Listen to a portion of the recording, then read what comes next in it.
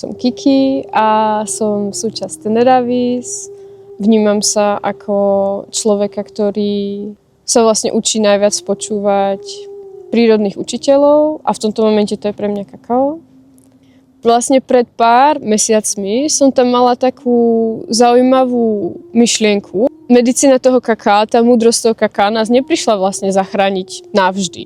Vnímam, ako prišlo do Európy a ako vlastne nám pomáha rozpomenúť si na našu vnútornú pravdu.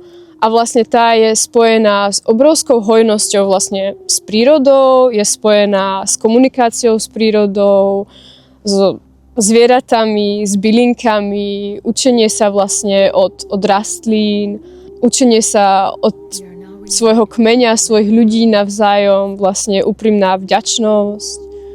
To všetko vlastne prináša len ako takú esenciu toho, že pozri, máš to už celý čas v srdci, len sa na to musíš pozrieť. Len sa do toho uvoľní a ja ťa tým vlastne prevediem.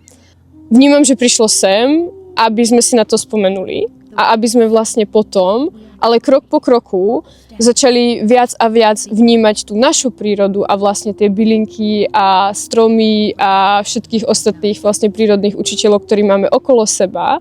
Vlastne tým, ako tie prírodné kmene, napríklad ako ten bribri kmeň, od ktorého máme to kakao my, tak vlastne si tú svoju vnútornú múdrosť držia. A fakt je to pre nich obrovská priorita nestratiť ju. A rozprávajú si ju skrz príbehy, pripomínajú si ju proste, alebo rôzne kmene aj skrz piesne a proste umenie a všetko ostatné nádherné. A vlastne my sme na to v Európe zanevreli vlastne a pominulo sa to niekde. To kakao nám prináša to, že OK, tak máte toto spojenie vlastne u vás doma a vytvorte si ho. Možno je to aj len spomienka, alebo možno si tú budúcnosť už máme vytvoriť, ale vlastne, aby sme boli tu v tej prítomnosti s našim okolím vlastne.